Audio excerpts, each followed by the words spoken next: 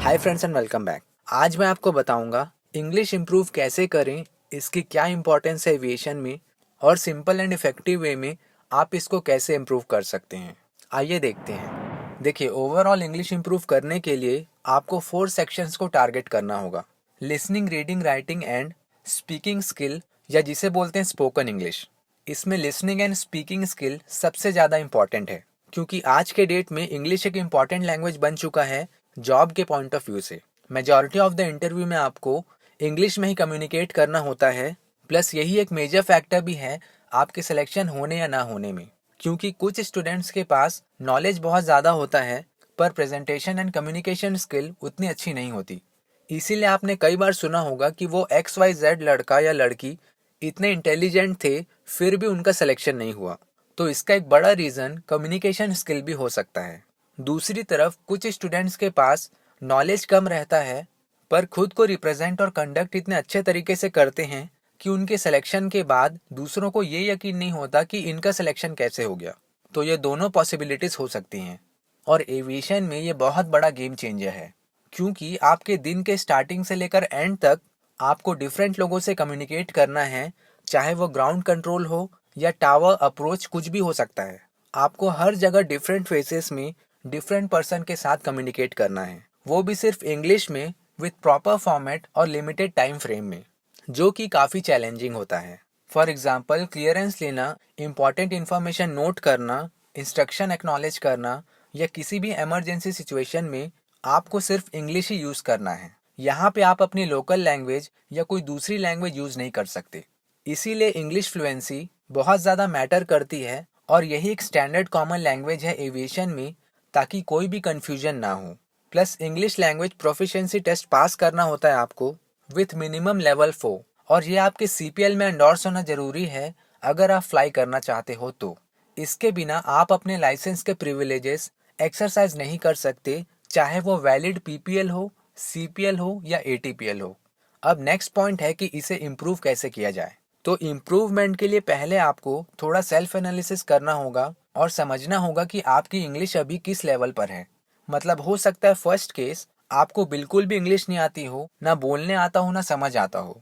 Second, आपको English समझने में तो कोई प्रॉब्लम नहीं है बट बोलने में प्रॉब्लम होती हो, या आपको कुछ भी सेंटेंस बोलने से पहले हिंदी में सोचना पड़ता हो फिर उसे इंग्लिश में ट्रांसलेट करके बोलना पड़ता हो। तो इस कन्वर्जन प्रोसेस की वजह से भी काफ़ी लोगों को फ्लुएंट बोलने में प्रॉब्लम होती है। थर्ड पॉसिबिलिटी है आपको इंग्लिश अच्छे से समझ में आती हो, बोलने में भी कोई प्रॉब्लम नहीं है, बट फिर भी आप फ्लुएंट नहीं हो, स्टैमर कर रहे हो बीच बीच में, क्योंकि आप रेगुलर प्रैक्टिस नहीं कर पा रहे या खुद को इम्प्रूव करने में आप ज़्यादा टाइम इन्वेस्ट नहीं कर रहे। नेक्स्ट पॉसिबिलिटी ये हो सकता है कि आपकी इंग्लिश बहुत ज़्यादा अच्छी हो हर तरीके से, बट फिर भी उस लेवल को मेंटेन और इम्प्रूव करना चाहते हो। तो ये 4 पॉसिबल सिचुएशंस हो सकते हैं जहाँ पे आप अभी स्टैंड कर रहे हो।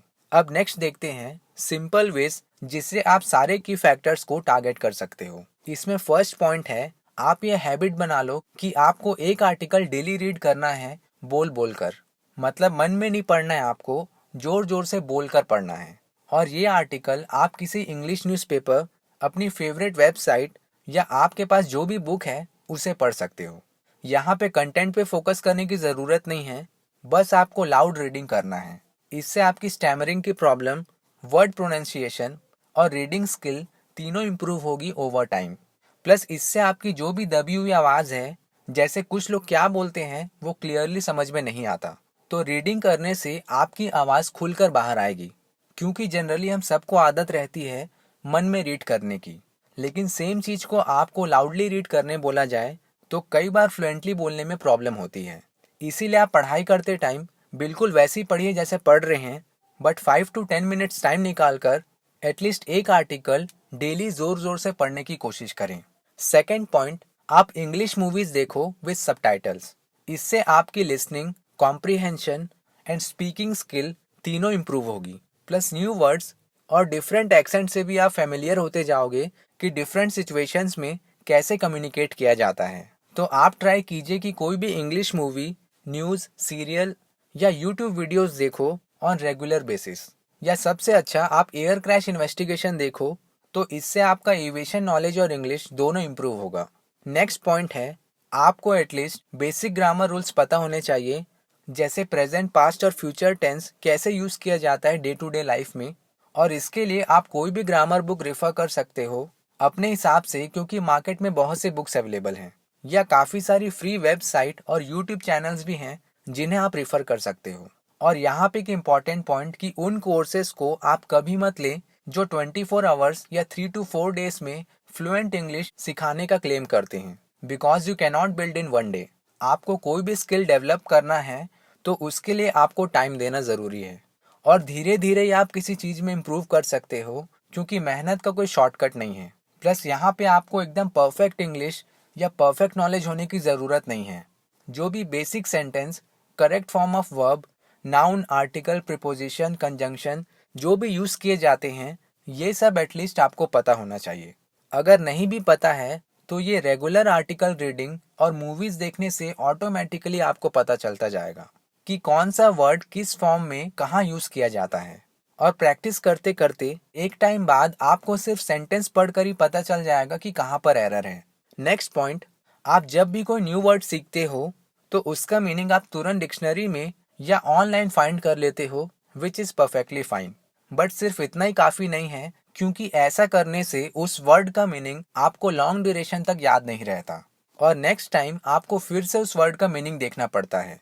इसीलिए मेमोराइज करने की जगह आप उस वर्ड का यूसेज किसी सेंटेंस के फॉर्म में कीजिए जो रिलेट करता हो रियल लाइफ एग्जाम्पल से, तो वो आपको लंबे समय तक या हमेशा याद रहता है। नेक्स्ट पॉइंट है प्रैक्टिस।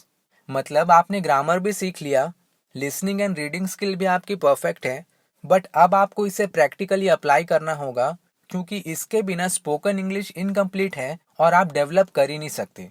क्योंकि most of the students English सीखना मतलब ग्रामर सीखना समझते हैं और अपना पूरा फोकस एंड टाइम सिर्फ ग्रामर के रूल सीखने में और रटने में लगा देते हैं। लेकिन सिर्फ इससे कुछ नहीं होगा, आपको प्रैक्टिस भी करना होगा रियल लाइफ में। तो इसके लिए आप कुछ फ्रेंड्स मिलकर एक ग्रुप बना लो और वीकली या 3-4 डेज में किसी भी टॉपिक पर डिस्कशन करो इंग्लिश में। लेकिन यहाँ पे आपको एक ऐसा पर्सन अपने ग्रुप में रखना होगा जिसकी इंग्लिश अच्छी हो और जो आपकी गलतियाँ बता पाए। इससे आपका ही कॉन्फिडेंस इंक्रीज होगा, आप ही बेटर बनोगे। प्लस मोस्ट इम्पॉर्टेंट, किसी भी एयरलाइन सिलेक्शन प्रोसेस में, खासकर ग्रुप एक्टिविटी और ग्रुप डिस्कशन में, ये आपकी बहुत हेल्प करेगा। अगर ये तरीका आपके लिए पॉसिबल नहीं है तो आप ग्रुप वीडियो कॉन्फ्रेंस भी कर सकते हो अपने फ्रेंड्स के साथ, या आजकल काफ़ी सारे पेड्स ऐप भी अवेलेबल हैं जिसमें English tutor face to face live आपसे कन्वर्सेशन करते हैं और आपकी इंग्लिश इंप्रूव करने में काफ़ी मदद करते हैं। तो मैं पेड ऐप्स के लिए आपको रिकमेंड नहीं करूँगा, क्योंकि वो काफ़ी महंगा होता है, 5 to 6,000 पर मंथ से लेकर 20,000 तक। तो इतना इन्वेस्ट करने का कोई मतलब नहीं है अगर आपके पास दूसरा ऑप्शन अवेलेबल है। लेकिन प्रैक्टिस करना सबसे इम्पॉर्टेंट पॉइंट है। इसके बाद नेक्स्ट पॉइंट है, आप कोशिश करो डेली लिखने का। इससे आपकी हैंडराइटिंग स्किल इंप्रूव होगी। आप चाहो तो एक डायरी मेंटेन कर सकते हो जिसमें डेली आप एक पेज लिखो, कोई भी आर्टिकल या दिन में आपने जो भी वर्क किया है उसका समरी लिखो इंग्लिश में, या आपकी जो भी मर्जी है वो लिखिए, क्योंकि आजकल लिखने की आदत कम होते जा रही है स्मार्टफोन और टैबलेट की वजह से। और इससे ये हो रहा है कि सिंपल वर्ड्स की स्पेलिंग भी कई बार आपको याद नहीं आती। तो ये भी आपको ट्राई करना चाहिए मेरे हिसाब से। आई होप इन पॉइंट से आपको कुछ सीखने मिला होगा, एंड आई एम श्योर अगर आप इन चीज़ों को अप्लाई करते हैं तो ओवर टाइम लॉन्ग रन में आपको खुद के अंदर इम्प्रूवमेंट नज़र आएगा, प्लस कॉन्फिडेंस भी इंक्रीज होगा। So thanks a lot for watching. मैं मिलता हूँ नेक्स्ट वीडियो में, तब तक stay fit, keep learning and take care.